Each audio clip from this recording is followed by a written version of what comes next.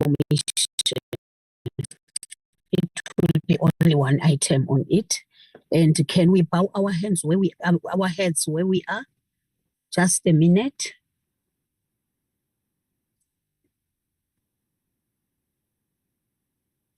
Thank you, honorable members. The meeting is officially opened. I wish to welcome everyone in a meeting, especially during this youth month, where we know that there is a high unemployment of the youth. So each and every corner, they are crying tears. Others are graduates. They are still staying around home. Even our sons and daughters are still with us.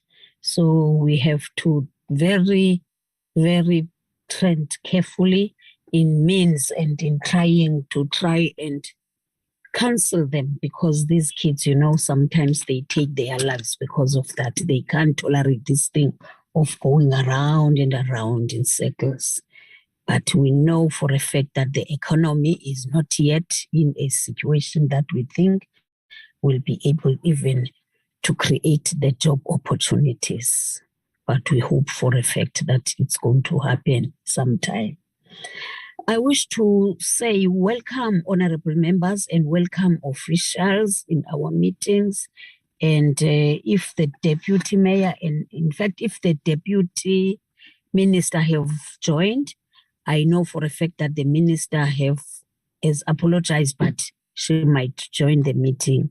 Welcome, Minister and DM in our meeting, and all other people who haven't acknowledged, I managed to acknowledge them because I don't see the what is this? The participants. But Lindy is going to confirm that, and let me quickly upfront inform our honorable members and officials that Lindy is writing exams on Monday, so she is on study leave, but she said she will join the meeting and leave it halfway, and we wish her good luck for her exams because she's busy writing. It's mid-term now. So Lindy, you are going to assist us until you tell us that you are leaving us. Thank you very much for joining us.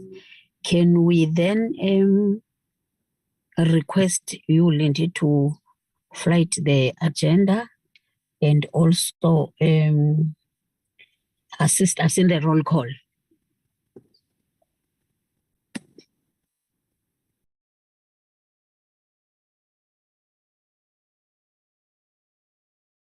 Thank you very much, Chair. I'll just flight agenda in a minute. Thank you.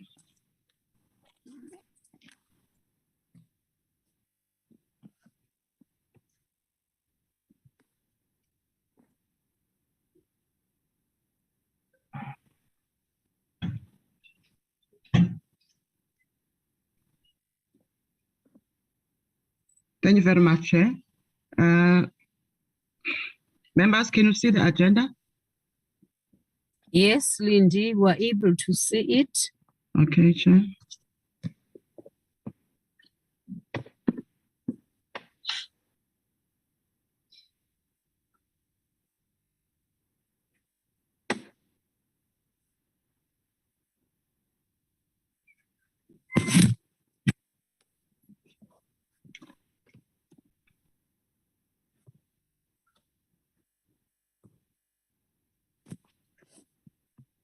Lindy, we're waiting for you to do the roll call.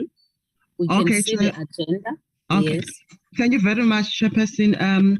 I wish to confirm the following members that are present in today's meeting. We have you, Chairperson, Member Mvana. We have Member Abrahams. We have Member Masango. We have Member Marais. We have Member Mutaung. We have Member Stock. We have Member Iris. We have Member Sukars. And we have Member Oberman. That's the members that I managed to record thus far. If there is any member I omitted to mention, can indicate so. Chair, I've received also an apology from Member Sukars, who mentioned that she will join the meeting for an hour and leave around 11 for other participants. We also have member Briette, member who's also chairperson, who also with us in this meeting. Thank you very much, Chair.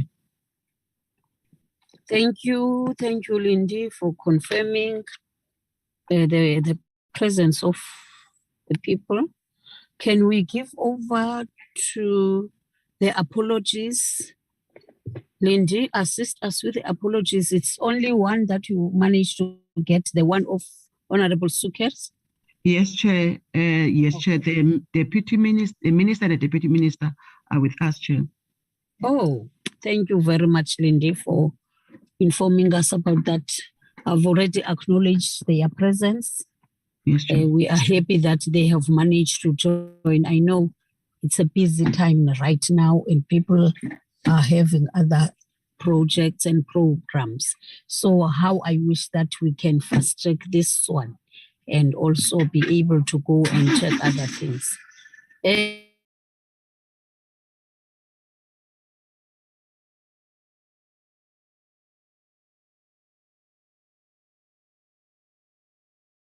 Can we then go to Acting DDG to assist us with the apologies he has?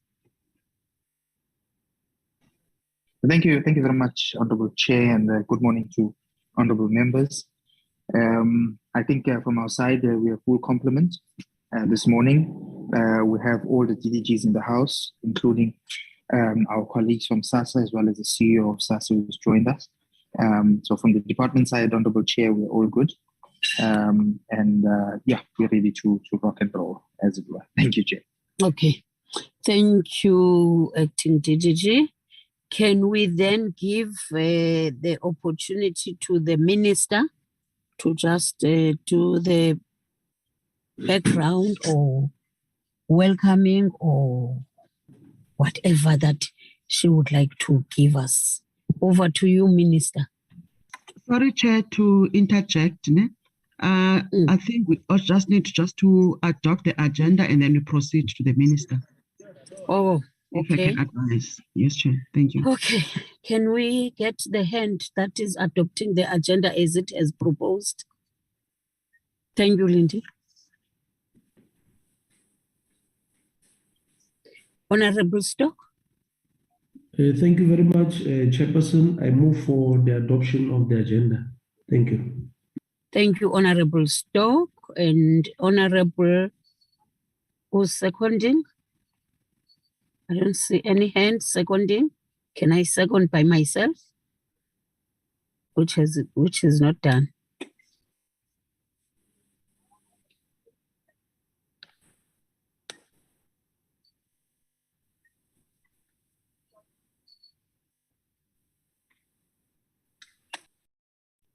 Is there anyone who seconds the agenda? I'll second the agenda, adoption of the agenda, Chairperson. Thank you, Alex. Honorable Abrams is seconding the agenda as it has proposed. Can we then proceed to the minister and give us an overview? Thanks. Over to you, Minister. Thank you very much, Chairperson, and all other honorable members of the Portfolio Committee on Social Development.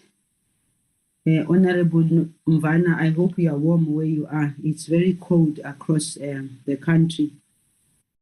Acting Director General of Social Development, Mr. Mkuno, Chief Executive Officers of the South African Security Agency, that is SASSA, Mr. Timemela Kambula, Acting Executive Officer of the National Development Agency, Mr. Bongani Magongo, Senior Managers and Officials of the Department of Social Development and its entities, and to the public who do from time to time take interest in the work that we do as a Department of Social Development.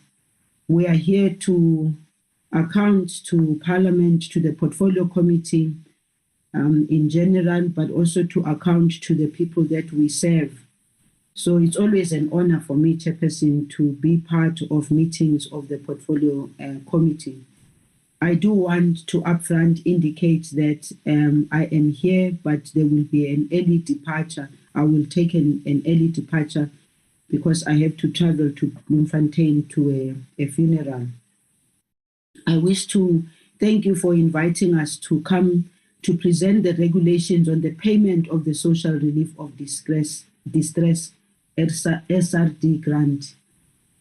We never knew we would be here talking about the SRD 350 that has become very popular amongst our people.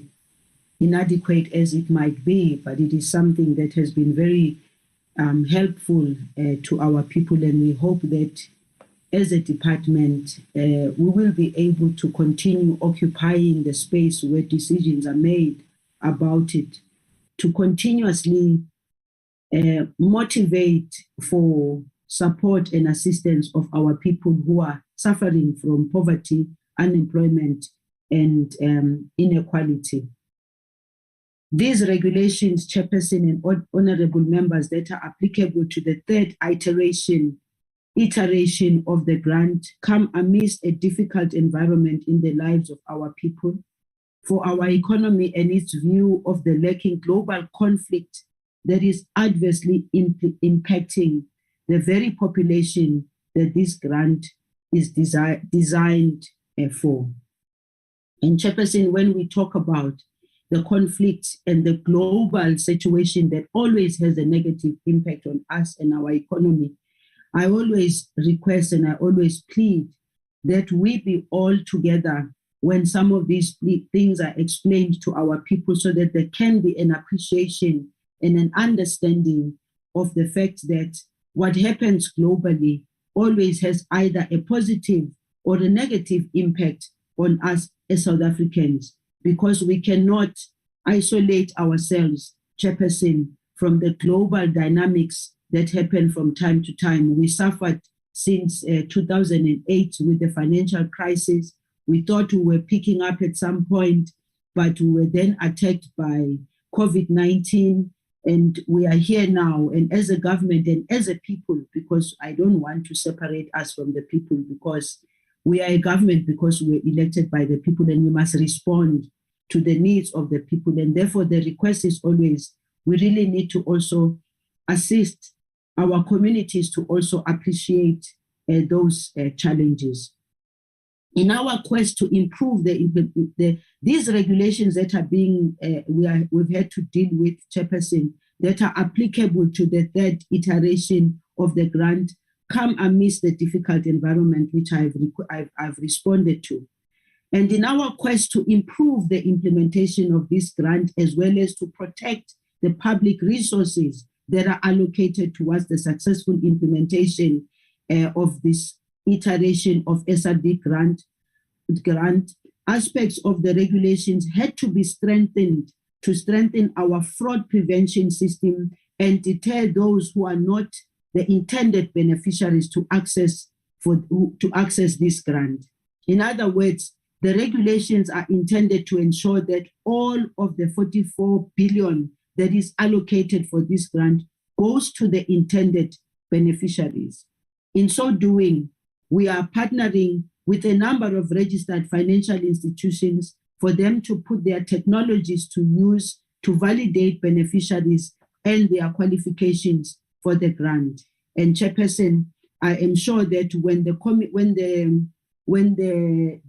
department in its portfolio is explaining that, they will go even deeper into talking about the fact that the stop and go that we have been seeing always comes with problems for us. But also they will explain, Chairperson, that as we pay the social grant, we also have to pay for paying the social grant. And therefore our role and our responsibility as a department and SASSA, we have to go out there and negotiate so that the amount of money that we spend in paying each and every grant that is paid is not high. Chairperson, they will also indicate to you that the lifting of the state of disaster necessitated the migration of the SRD provisions from the Disaster Management Act to the Social Assistance Act, which already made provision for social relief of distress.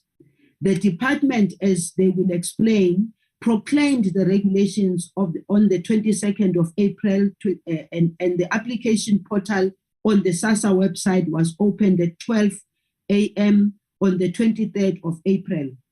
And because the grant is now provided under a new legislative regime, those in need of assistance will need to apply for the grant or reapply if they were already receiving the COVID-19 social relief of distress provided for under the disaster management framework. Fortunately, we have retained our digital platforms for the application process. The process is very simple and easily accessible and not dependent on access to a SASSA office or another human being. They will explain that, Chairperson, but they will also go beyond the fact that we are not taking it for granted that it's easily accessible. We have to find ways and means of assisting those that are in far-flung areas who are not able to apply. But when we look at the figures and the numbers of application, it has become very clear to us, Chairperson, that using technologies that are available to all, those technologies are reaching people that we never thought would be reached. Application for the COVID SRD grant provided for under the state of disaster were closed on the 31st March 2022, as that version of the grant was only made available until the 31st March 2022. By the time we had paid out more than 30 billion rand and approved 10.9 million applications with 1 million appeals still to be considered. And I want to say here, Chairperson, that the issue of the appeals is an issue of concern to myself and the DM, and it is an issue of concern to the department. And I have indicated to the department and SASSA that we really need to make sure that the appeals are fast-tracked. And by the way, I'm hoping that the department, we're not hoping, in the presentation, they do indicate what we are doing to further deal with the issues of the appeal. In this iteration, we have introduced additional qualifying and assessment criteria in line with the allocation we have received, which covers 10.5 million people at 44 billion rand over the 2022-2023 financial year. This is an issue for us, Chairperson, because we need to be frank, we need to be honest, we need to be straightforward also with our people when it comes to allocation that has been given to us, because we don't want to create impressions that we have much more than what we have now, and therefore we can be able to pay everybody else at a given moment. We can pay much more than the 10.5 million. At the moment, we can only be able to pay the 10.5 million, but I do want to say, Chairperson, that we continue to advocate and we continue to engage with Treasury in ensuring that, firstly, the 44 billion that you are talking about is available, but if there is a need for us to continue talking to Treasury within the processes and within the purse that South Africa has, we must always be upfront about that. As with previous iterations, each application is considered every single month to ensure that the applicant meets all the qualifying criteria for this grant. Further to this, each client will also have to reconfirm every 3 months that they are still in need of the grant. We must not lose sight of why this grant was started, was introduced. We must not lose sight of the criteria of the people that have to receive this grant. Any person who is aggrieved by a decision made by SASSA has the right to appeal that decision. This time, the appeals will go directly to an independent appeals tribunal for social assistance in line with the amendments to the Social Assistance Act, which came into effect on the 1st of June 2022. The department and SASSA is doing everything it can with our offices as the ministry to enhance the quality of services offered to our grant beneficiaries and to address all outstanding appeals and payments from the previous iteration. We are now close to the conclusion of our contracts with the banks so that we can finalize the means test for appeals so that we can begin settling the appeals and paying those who qualify. I know, Chairperson, that the issue of the means test is not a new issue here. We must also remember that even at the very beginning when we started discussing about social grants, the means test was always a contention, and I think the department will be able to deal with that. Although the 350 is a very important lifeline for millions of individuals who are struggling to make ends meet, the department is conscious that this is not sufficient on its own to provide a decent life for our people. For this reason, we will be intensifying our efforts to work with other stakeholders within and outside government to link our beneficiaries to jobs and other economic opportunities so that they can raise their standard of living. We are also working with the presidency, NEDLEC, and other social partners to finalize our policy proposals on basic income grant support that will provide ongoing support once the 350 grant expires end of March 2023. In this regard, we will build on the positive lessons and institutional capacity we have developed during the implementation of the SRD grant to develop pathways towards a basic income grant support, which will replace the short-term grant. And for those who probably think that the issue of the basic income grant is not on the table, it is on the table, and this committee is also very much aware of that. And with those words, opening remarks, Chairperson, I wish to hand over to the department through the Acting Director General to direct the presentations. Thank you, Chairperson.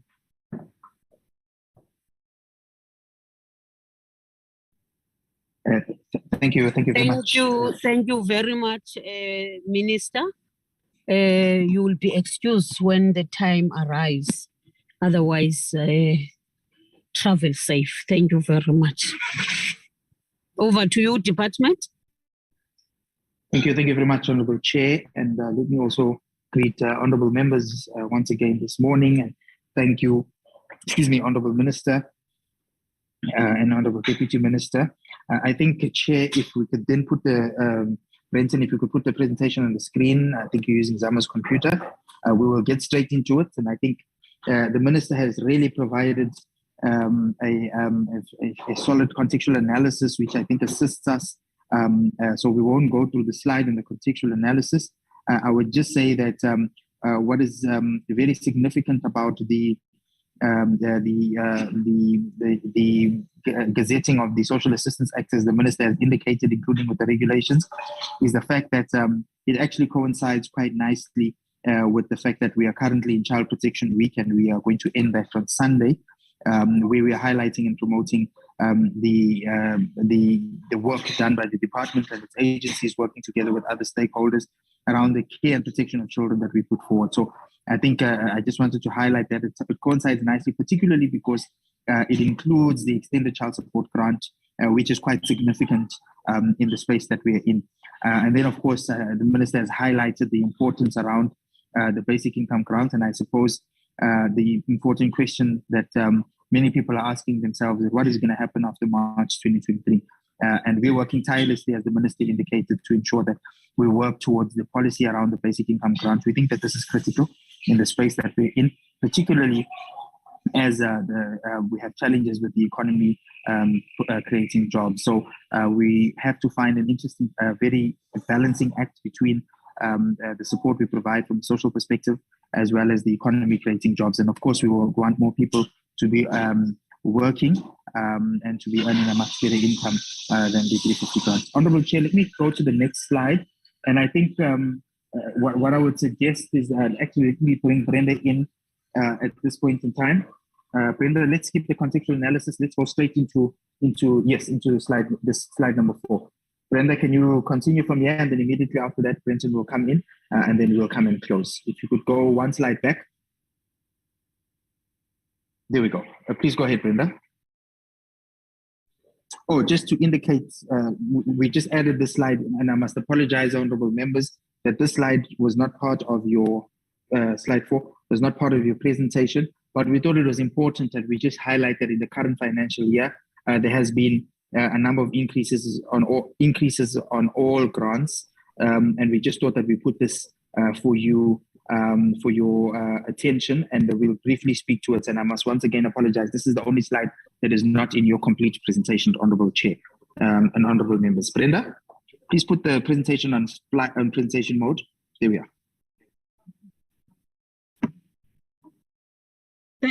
Thank you,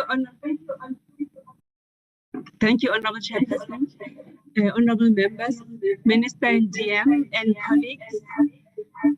Sorry, Brenda, there's a feedback. It's just giving Brenda, there's a feedback to the members on the recent social grant increases based on the 2022 financial year increases. As you are aware, the grants are increased every year by a certain amount of money. So the older persons grant, the disability grant, and the care dependency grant, all of them increased from 1,890 to 1,980, which is a 90 Rand increase. And in October, they will increase again by a further 10 Rand. So it will become 1,990. And then the child support grant was increased by 20 Rand from 460 to 480. The foster child grant increased also by 20 Rand from 1,050 to 1,070 Rand per month. So the Social Assistance Act, the Amendment Act, was promulgated in this current week, together with the regulations that are then meant to codify how the implementation of the Act should happen. So the new amendments that have come into being now are firstly the top-up grant. You'll recall, Chairperson, when we were presenting the legislation that we were talking about this as part of the comprehensive legal solution to address the foster child grant crisis. So the top-up grant has now been introduced. We've got funding for this, and it's going to be an additional 240 Rand over and above the child support grant of 480. The total of that will then be 720 for children who are orphaned and living with family members. It will, of course, provide additional relief to those families that are looking after orphans, but also reduce the administrative burden in the foster care system by ensuring that some children can then be given this grant instead, if they are living with their family members. And it's also we've also created an enabling provision for the progressive realization over time of a higher value for children who are accessing the child support grant and are vulnerable. In addition, we have also revised the appeals process to reduce the turnaround times. Before the promulgation of the regulation, it used to take 90 days for people to first come to SASSA for reconsideration, and then another 90 days for them to go to the appeals process. Now we've cut out to the SASSA reconsideration period, so people can come directly to the appeals tribunal and therefore are able to access the appeals process in a shorter space of time of just 90 days. So those are the changes that we have done, and the regulations were published. The regulations, I think, were published yesterday, so they've come into effect. They come into effect immediately. And then, if I then can go back to the SRG application process and the and the requirements that have now been introduced, Minister has already indicated that we had to change some of the provisions and also to migrate the provisions that were in the Disaster Management Act onto the Social Assistance Act. And so those regulations were published, and then it's really an extension of the COVID-19 SRG grant with some modifications, though, so that we're able now to implement the third iteration and allow people to apply again, because there's a new legislative framework by which they are now going to be accessing the grant. In line with previous trends, we expect that the number of approved beneficiaries will be, in the first month or so, it's likely to be less than the 10.9 million that we had at the end of March 2022. But as time goes on, we expect that then it will increase the applications will increase as people start to, as take-up increases over time. So the third iteration that we're in now will be administered in a similar fashion to what we did before. We are applying the lessons that we have learned from the other iterations by still using the digital application process that are currently in place, including the WhatsApp channel and the website. but SASSA is currently busy now developing a WhatsApp, a SASSA mobile app to enable people to also be able to use that in order to apply. We have introduced a new screening questionnaire, which is to help us to improve the screening, but we also want some of the things that were already being asked before to still be responded to, which is the ID number and contact details and educational details. We've expanded also the declaration and consent form to be signed so that we make sure that we stay within the parameters of POPIA, but at the same time, we are also able to gather more information about our beneficiaries that enables us to think about additional services that we may be able to offer. So we, of course, need them to be able to consent on that one. We also are asking for banking details. The new questionnaire that we've included in the application now is firstly to find out where the client has worked before and how they currently sustain themselves or how they usually sustain themselves and whether they've been employed before and if they are receiving other forms of income. All of this information, Chairperson, is about us getting a better grasp of this age group and also then being able to use the information to develop more suitable ways in which to assist them in addition to the 350 grant. With regards to the application process, Minister has already indicated we'll continue to validate every month through the digital channels, and we'll also be looking at these ones that are already known, the National Population Register, SOCPEN, SARS, UIF, NSFAS, PESAL and PESOL, which is for the soldiers, and then the GEPF and correctional services. We are already doing all of these ones, but then in addition, we are also going to be testing everyone now on the banking on the banking system, as opposed to only testing the appeals. Now we'll be testing every application in terms of their banking information to check how much money they have has come into their bank account over the period.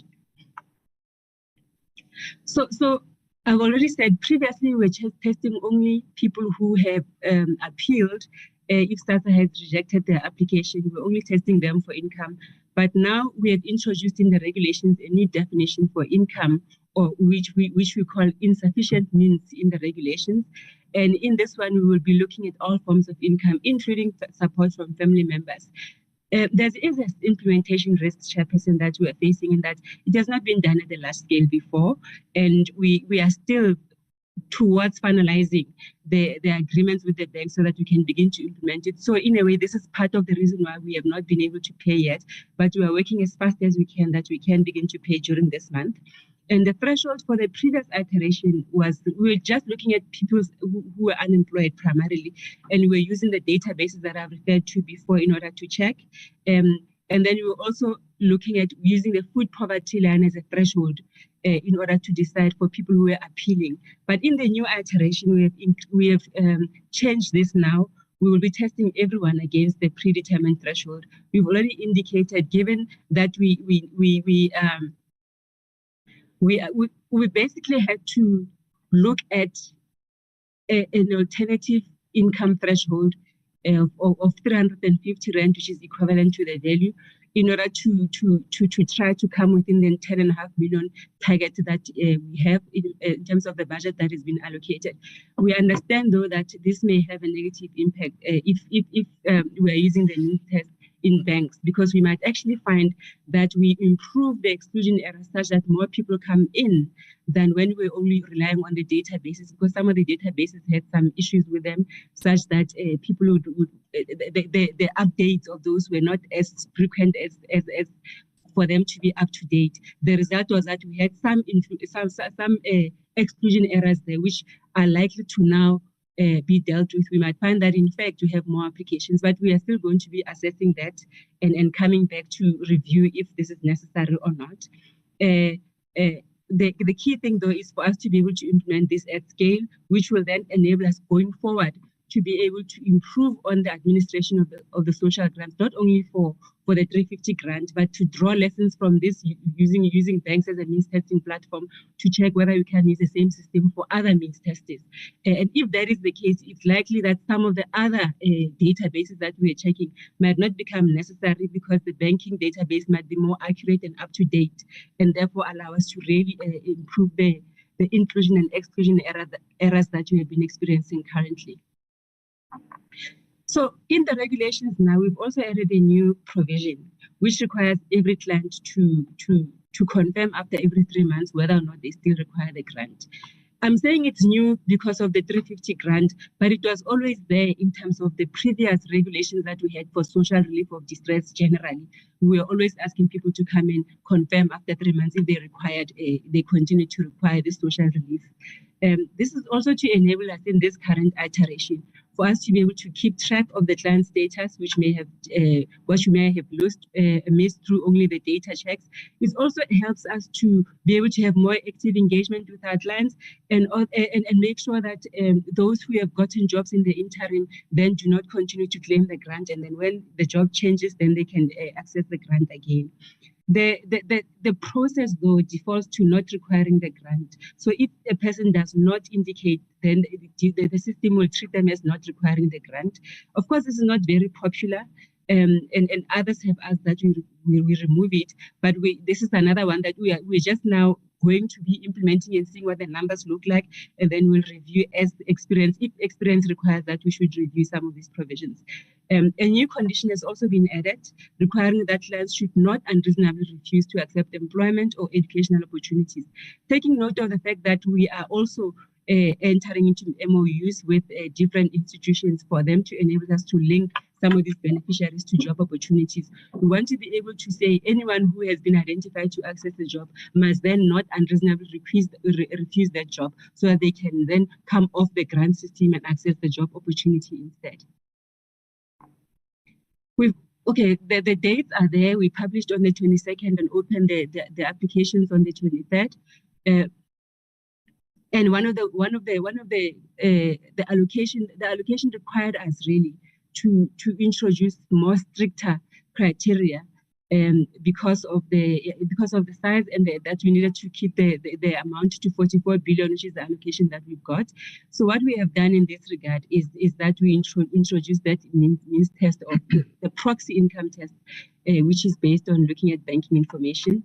And that's the 350 income threshold. So what SASSA will be doing going forward is that as part of the assessment, they will then go into the bank accounts of all the applicants and look at what sort of income has come into their account. If more than 350 has come in, then that person will be deemed to not be requiring the grant.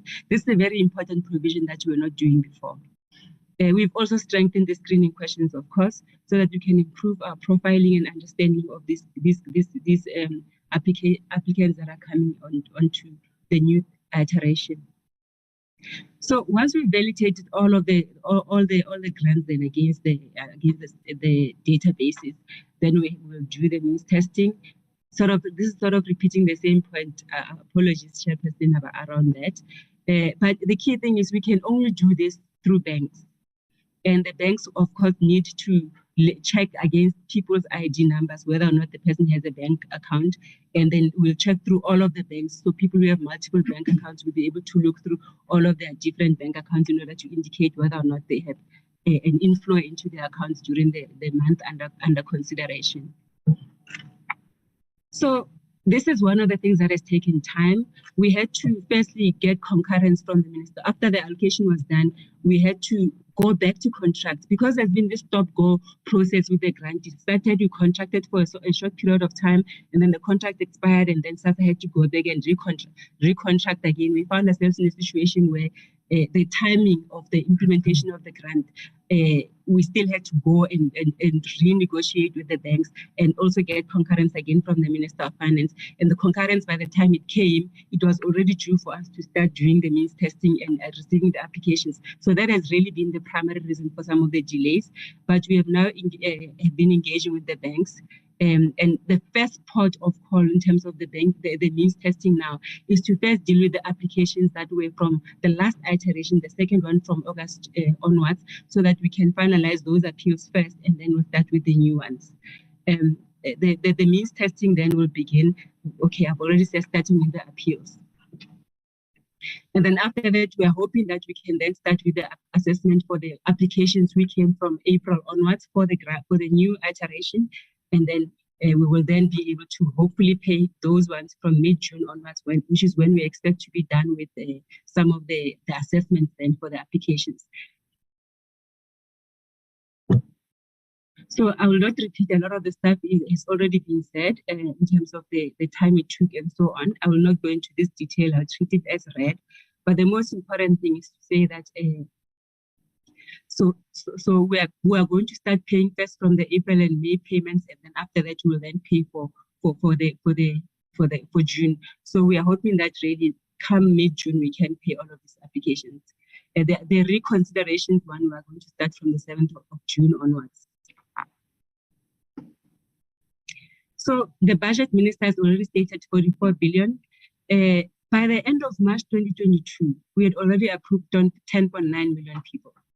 And in addition to that, there's approximately 1 million appeals that need to be assessed. So we are finding that because the allocation is 44 billion, we are in effect going to be providing less number of people with the grant now than before, than the period just before the new iteration was started. In terms of survey data, this is something that concerns us. There are 13.4 million people with no income and 18.3 million people below the food poverty line. And unemployment rate at the time that we were doing this was 35.3% of people who are unemployed in terms of the narrow definition. But if you look at the expanded definition, which takes into account people who are discouraged from seeking work, then the numbers are quite high, 46% or 11.7 million people. And then this means that the grant that we have now is for 10.5 million people. We do not obviously cover everyone who is unemployed because we have 11.7 million. This is why the department had to then find ways of creating more stricter qualification criteria. It's not ideal, but we do understand that we're operating in an environment where the budget needs to be stretched as far as possible, and we've tried to do that through introducing the income threshold of 350. As I've already said, we will try to observe this. We will try to observe over time how that is performing, and then if adjustments are required, we will then introduce those adjustments. The unemployment numbers here, quarter 3 and if I compare quarter 3 and quarter 4 of 2021, we'll see that in terms of people who are employed, the numbers of jobs grew in quarter 4, between quarter 3 and 4 by 262,000 jobs. But the numbers of people who are unemployed grew by a bigger amount of 278,000.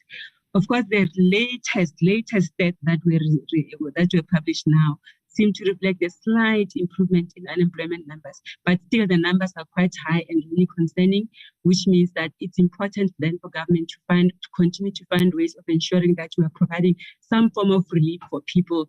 And given the quantum of unemployment that we're having in the country, it will not be really feasible or possible to create the number of jobs required for the grant to just end at the end of the current financial year. So other interventions will be required to ensure that government is able to continue to provide jobs for people, especially if the growth in jobs is the numbers that we are showing here.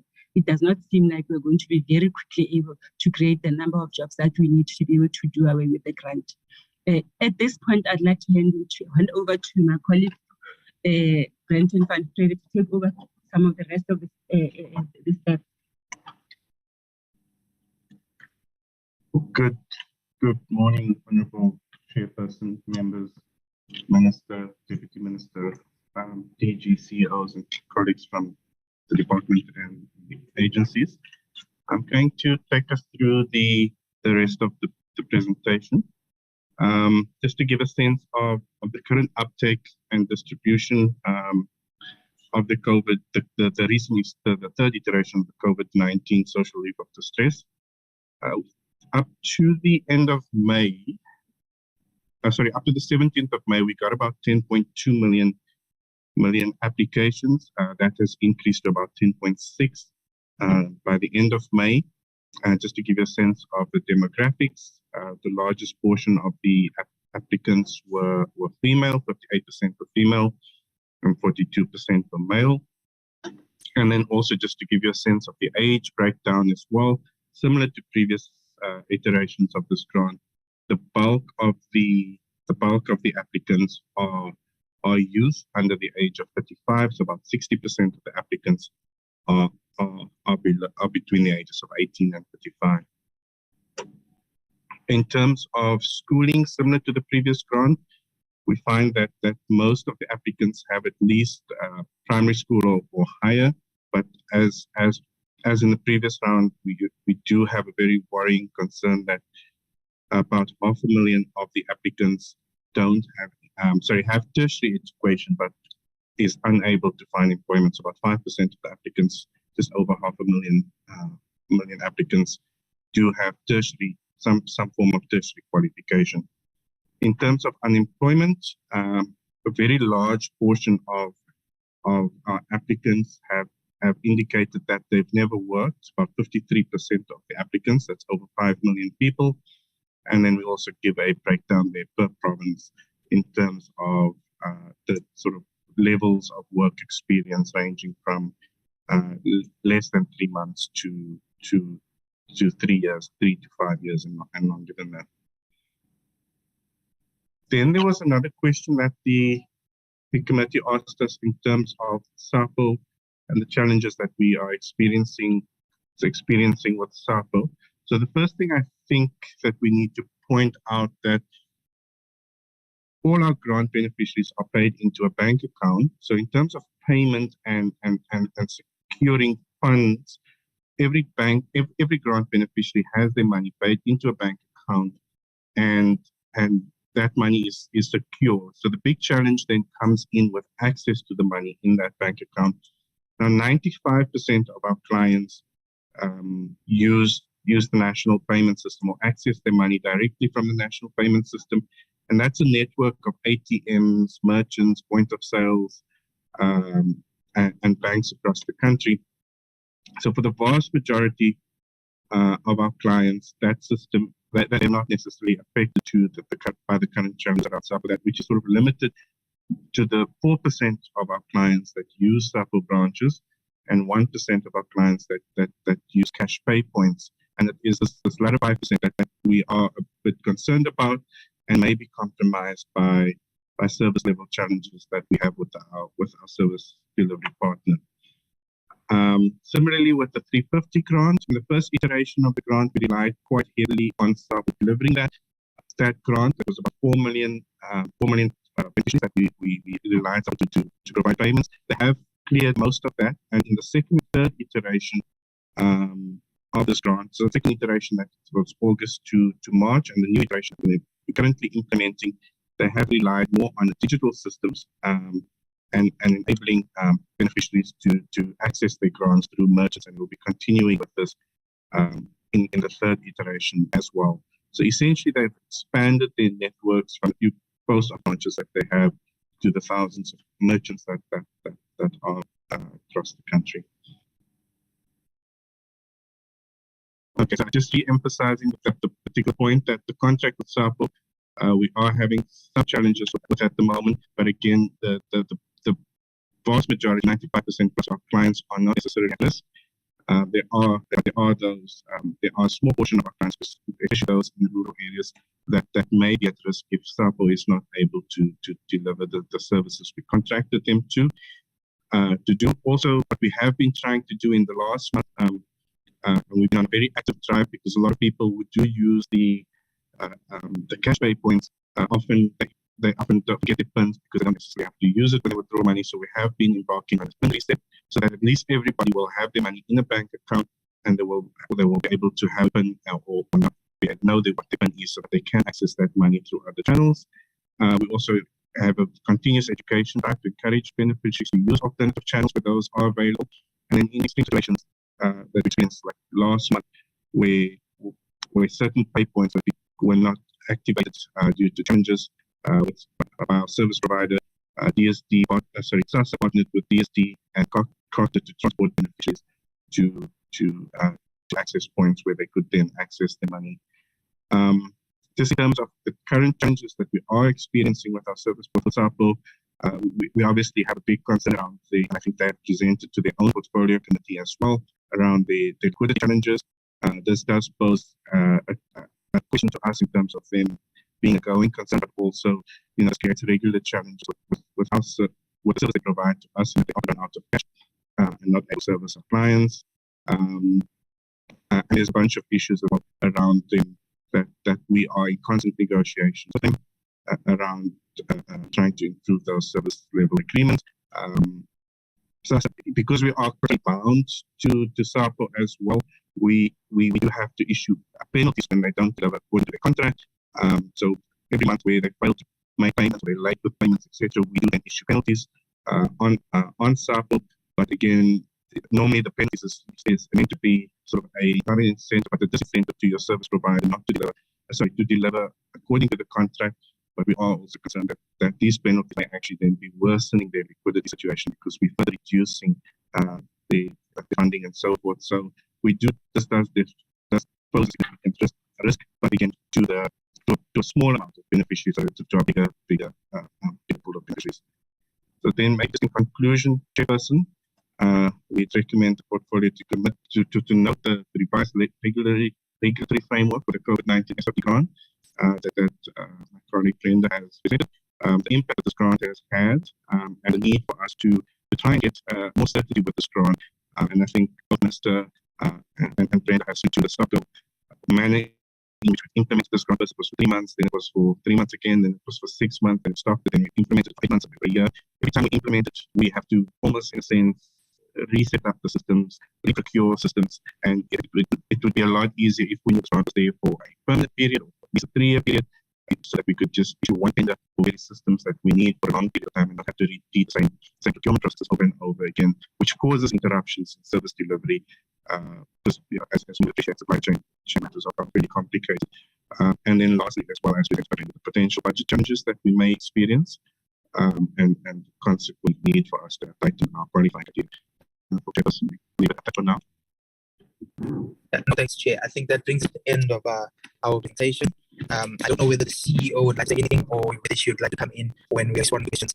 If she'd like to come in, she can. Alternatively, she could come in when we're responding to questions. So that essentially brings us to the end. Honourable Chair and honourable members, thank you very much. Chairperson, honourable members, I would suggest that we go straight into the questions, but to just highlight the current challenge that we're having with SAPO, whose cash challenges have continued. We've engaged both SAPO in consultation with the department, both departments, so that we can see how we can resolve some issues, and we are beginning to look at what are the other alternatives that we can use to ensure that we get the service that we contracted on, but also to look at other alternatives which thankfully have been brought on board by Postbank in particular, so that we can make sure that the beneficiaries don't continue to be disadvantaged. Thank you very much, DG. Chair, I will then hand back to you so that we can then engage on the basis of the questions that the members will ask. Thank you, Chair. Okay, thank you very much, Department and the entity of SASSA. Maybe let's give forward to the honourable members. I see I'm going to note the hand of Honourable Aris, followed by Honourable Alexandra, followed by Gisela, and then Polnit, and then the last hand will be Honourable Dehank. In that order. So good morning, Chair. Thank you very much for the opportunity. Thanks for the entity for the presentation. Chairperson, it was really painful. It was really a painful situation yesterday at some Pick n Pay outlets where our elderly people need to wait and hanging on the shops stoops because there was a problem with the payout of the pensions money. And I want to find out from SASSA how effective this system with the outlets are in terms of the disbursement of social grants. And then I want to find out if SASSA's budget is enough to cover all beneficiaries and what measures do they have in place for those that is excluded that get less than the bread poverty line of 624 rand. And I want to find out if the post office is not paying the 350. What measures do they have in place for rural areas that are kilometers far away from outlets? And then in terms of Chairperson, I was at the oversight during this week at Pakuzo Clinic. Since last year, there's no assessment doctors. So I want to find out what is their plans, because there's people with temporary disability grants that have lapsed. It is more than 6 months to a year that these people can't see assessment doctor. And then I want to find out what's the means test, because in one of the slides they say the people must even indicate whether they receive support from family members. How will they verify that? And then also in terms of, I want to find out what is the number of backlogs on the current SRD grant appeals. And then, I want to also find out, will additional staff be appointed to fast track these backlog of appeals? And then 30.4 million people with no income, and they only have money to sustain 0.5 million people. So I want to find out from them what measures do they and how will they accommodate that other 3 million people? What needs are they? What type of support they will give to that people? And then, yes, the minister has spoken on the implementation, but the minister needs to give us a progress report on how far this progress or implementation of the basic income grant are. Because we are just reading these things in the newspapers and no one is officially communicating with the portfolio. And then, Chair, I would like to know, since child support grants stop at 18 years old, I want to find out how many children that are 18, because normally when you're 18 years old, you're in matric, how many of that children that are 18 years old that are still school going are receiving these 350 rands. And then I want to find out what is the agreement with SAPU in terms of the disbursement of grants as the 350 SRD grant, and is that agreement still in place as this 350 SRD grant has been excluded now from the post office that are paying out these grants. And then my last question for SASSA will be, because recently in the newspapers everywhere we have seen people with schizophrenia and mental illness. It's a temporary disability, but however, the reality of these sicknesses is actually a permanent disability. I want to find out what is the plans to make these illnesses a permanent disability. Thank you.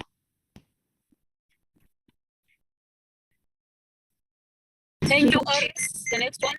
Okay, thank you, Chairperson, and thank you to the department for the presentation. Chairperson, we are discussing an online interface here, and just something to consider for next committee meetings is that maybe the department could actually flight the interface and take us through the online process so that we can determine how user-friendly the interface is. Because I can go on and type in my ID number to check out how user-friendly the online platform is, but then I'd get a parliamentary written response saying that Member of Parliament fraudulently applied for grants. So just a suggestion going forward that they actually take us through the interface, because it might answer a lot of our questions, and certainly a lot of my questions that I'm going to ask right now.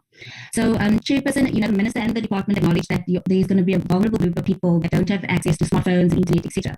So I'd like to find out what is the Department and SASSA going to do for those vulnerable people who don't have access, because my concern is that this is going to create an opportunity for possible exploitation of these vulnerable groups of people in a third party saying, okay, I'll apply on using my smartphone and my internet and you just pay me a 50 rand, and that also exposes the client to sharing their confidential details with the third party, and they aren't protected by the Copy Act as if they would if they apply directly on the platform. Also, Chairperson, can more than one cell number be used when applying for different individuals? As we know, there might just be one cell phone number in a household. Then, Chairperson, on this issue of screening and bank accounts, people that don't have bank accounts, how is SASSA going to handle that situation? And when completing this online form, if I leave out a question, am I able to move on and complete the application form, or every single block be completed before I can move on and complete the application? Then there's a section that says consent form needs to be signed. Does this mean that the person needs to print a consent form and upload it again, or do they just sign on the screen of their laptop? How does that work? Also, Chairperson, I'm a little confused why we're asking for educational qualifications, and just need clarity if it's just for data recording purposes. And then there are news reports that says that that interviewed some applicants, and they said SASSA is also requesting ID numbers of their parents. I just would like to find out if that is true. Is SASSA also asking for ID numbers of their parents? And then, Chairperson, just some examples with the one main test that says, where's this now? Even support from family members, will be taken into consideration. So if I'm 19 years old and my parents earn 3,000 a month combined income, we live in the same household, is that going to be used against me as a 19-year-old? Another example is if I'm a first-year student studying in Joburg and my family lives in Limpopo, I'm not on an ASFA's bursary, but I need to, buy myself toiletries and sanitary pads, so my parents send me like 355 a month or every 6 months. Does that disqualify me from applying for this grant? And also, will cash wallet payments also disqualify me as a young person from getting this grant? Then, Chairperson, the regulation that says SASSA needs to engage with SASSA every 3 months. How practical is this every 3 months? Because does SASSA have capacity for people to return every 3 months? And, while it says it's to encourage a more active engagement between the client and SASSA, some people struggle just to get their first engagement with SASSA, and now we're telling them you have to engage with us every 3 months. So how practical is this every 3 months? And then on that every 3 months, the person that doesn't have